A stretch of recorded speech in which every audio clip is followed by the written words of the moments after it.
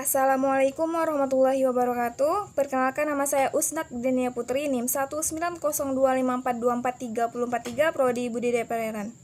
Baiklah, di sini saya akan sedikit menjelaskan tentang liputan kolam dan tambak. Slide pertama yaitu pengertian kolam atau tambak.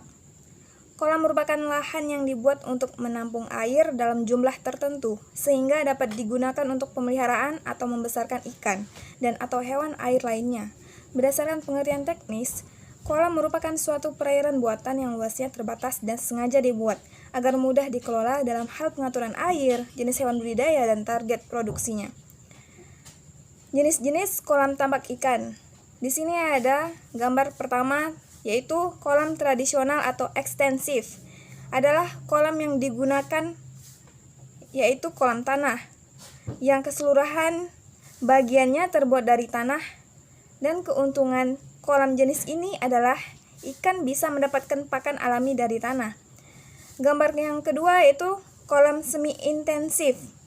Kolam semi-intensif adalah kolam yang bagian dinding dan pematangnya terbuat dari tembok, biasanya tembok beton dan bata. Sedangkan dasar kolamnya terbuat dari tanah. Untuk kolam jenis ini, ikan berasal dari pakan alami dan buatan. Gambar selanjutnya yaitu tentang kolam intensif. Kolam intensif adalah kolam yang keseluruhan bagiannya terbuat dari tembok beton, mulai dari pembatas kolam hingga dasar kolam, semua berasal dari tembok beton. Hal ini biasanya bertujuan untuk menghindari kebocoran air kolam. Slide selanjutnya tentang jenis kolam berdasar proses budidaya dan fungsinya.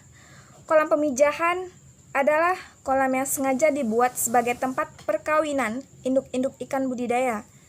Ukuran kolam pemijahan ikan bergantung kepada ukuran besar usaha, yaitu jumlah induk ikan yang akan dipijahkan dalam setiap kali pemijahan.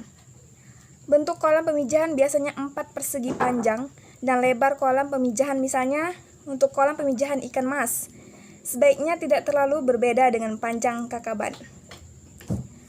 Kolam pemijahan sebaiknya dibuat dengan sistem pengairan yang baik, yaitu mudah dikeringkan dan pada lokasi yang mempunyai air yang mengalir serta bersih.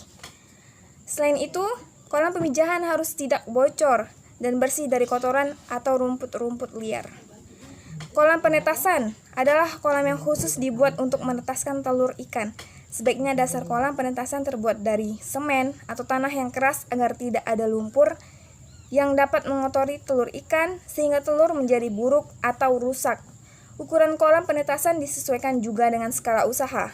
Biasanya untuk memudahkan perawatan dan pemeliharaan larva, ukurannya adalah 3 x 2 meter atau 4 x 3 meter.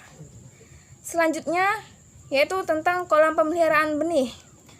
Kolam yang digunakan untuk memelihara benih ikan sampai ukuran siap jual atau dapat berupa benih atau ukuran konsumsi. Kolam pemeliharaan biasanya dapat dibedakan menjadi kolam pendederan dan kolam pembesaran ikan. Pada kolam semi-intensif atau tradisional, sebaiknya tanah dasar kolam adalah tanah yang subur jika dipupuk dapat tumbuh pakan alami yang sangat dibutuhkan oleh benih. Selanjutnya, yaitu kolam pemberokan adalah kolam yang digunakan untuk menyimpan induk-induk ikan yang akan dipijahkan atau ikan yang akan dijual atau angkut ke tempat yang jauh. Slide selanjutnya tentang kolam pembesaran. Kolam pembesaran adalah kolam yang digunakan untuk pembesaran ikan.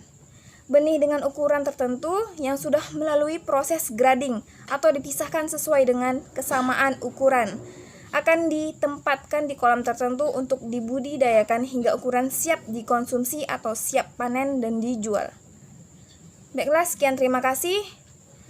Inilah hasil pembahasan saya hari ini. Terlebih dan terkurang mohon maaf. Saya tutup. Wassalamualaikum warahmatullahi wabarakatuh.